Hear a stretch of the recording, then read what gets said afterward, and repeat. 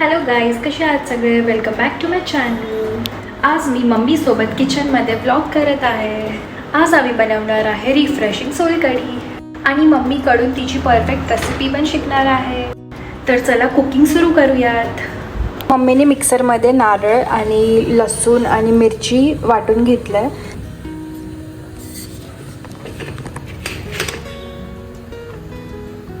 आता हे नारळाचं जे आहे त्याला असं प्रेस करून पाणी टाकून पाणी नितळायचं.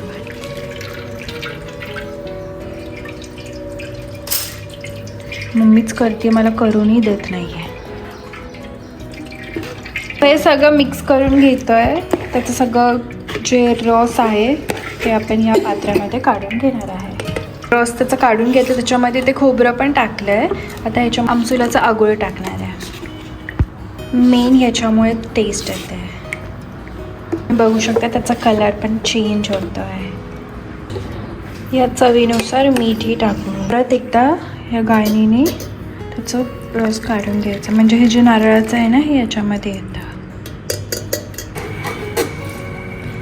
तर मिक्सरच्या भांड्यात प्रॉपरली करता नव्हतं येत, म्हणून मी परत तेच भांडं घेतलं. याला चांगलं आपण नाही का त्याचा रस पूर्णपणे काढायचा आणि परत हे एकदा मिक्सरला आपण वाटून घ्यायचं आहे. गरम पाणी टाकून याच्यात. खूप राडा होतो ह्या सगळ्याचा आणि मम्मीला राडा बिलकुल आवडत नाही. तिनेच केला आहे सगळा राडा. आता इथे भाकरी केली आणि तिने असंच राडा ठेवला आहे.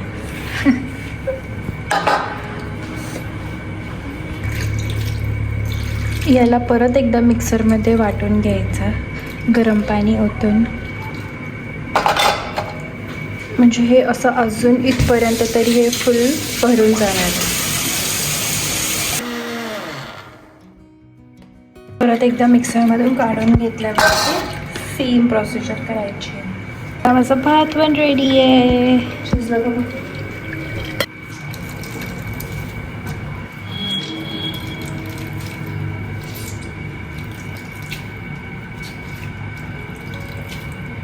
ही सोलकढी तयार झालेली आहे नारळाची. त्यात मी लसूण मिरची हे सगळं टाकलेलं आहे. आणि नंतर कोकम आगूळ असतं आंबट, ते आपल्या गावालाच भेटते. वेंगुर्ल्याला भेटते कोकणात. पाहिजे असेल तर थोडं टाकू शकता. काय काय आंबट आवडत नाही. मला तर आवडते बाबा, टाकतो. उन्हाळ्यामध्ये जे आपल्याला खूप गरमीचा त्रास होतो, डिहायड्रेशन होतं, ह्यासाठी खूप छान आहे. याच्याने आपण कशासोबत पेअर करू शकतो. लाईक मला तर हे भातासोबत खूप आवडतं. टेस्ट काय? एक नंबर. आणि आज काहीतरी डिफरंट भाजी बनवली. ती शेवगाची शेंग असते बघा, तर शेवगाच्या पाल्याची भाजी आणि खूप टेस्टी लागते. आणि भाकरी पण रेडी आहे आणि भाजी पण रेडी आहे आणि सोलकढी रेडी आहे आपली. आणि आता आपण पटकन जेवण करून घेऊयात. सो मम्मी, आता काय जेवायचं आपल्याला? भात, शेवगाची भाजी. स्पेशल तर आहे आज सोलकढी. सो माझं ताट रेडी आहे. सोलकढी आणि भाजी भाकर. मम्मी पण सेम. सो मम्मी कसं वाटतंय कुकिंग करून तुला? मला मस्त जेवण आवडतं, बनवायला आवडतं जेवण. सो माझी मम्मी खूप मस्त सुगरण आहे. आता मी तुम्हाला दाखवत जाईल तिची रेसिपीज, पण ती खूप छान बनवते स्वयंपाक. म्हणजे शिकते तिच्याकडूनच. तिला आवडतं असं कोणी बनवून दिलं तर, म्हणजे चव दुसरी एक छान चव लागते. आधी ती खिचडी खूप छान बनवते, भाताची. डाळ खिचडी.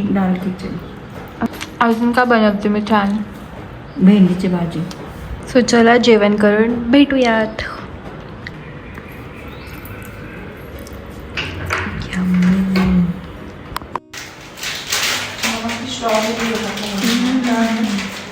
सो गाईज, माझं जेवण झालं आहे आणि मम्मी बघा आईस्क्रीम खाती आहे. मी पण खाणार आहे. माझ्यासाठी कॉर्नेटो आहे ना. बघा किती काय काय खाती आहे मी. थंडमध्ये सोलकढी, त्यानंतर परत आईस्क्रीम. काय कॉम्बिनेशन आहे माझं. सो मम्मीनी पिंकवाली रास्बेरी खाल्ली होती, तिला त्याची टेस्ट नाही आवडली, त्यामुळे तिने चेंज केली आणि मँगोवाली खोलली आहे. वा. आणि मग ती कोण खाणार पहिलीवाली?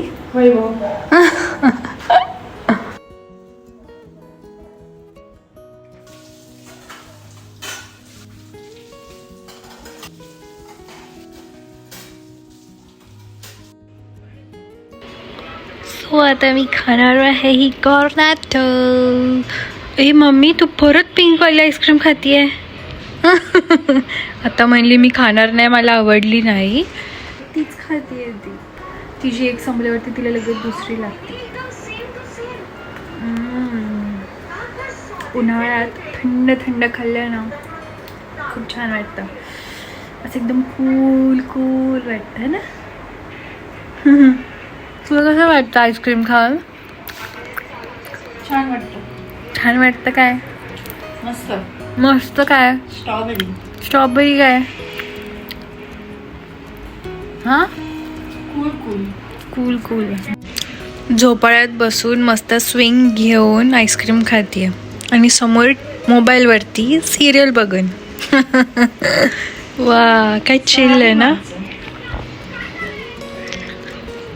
ओ साधी माणसं म्हणे तर सिरियलचं नाव आहे.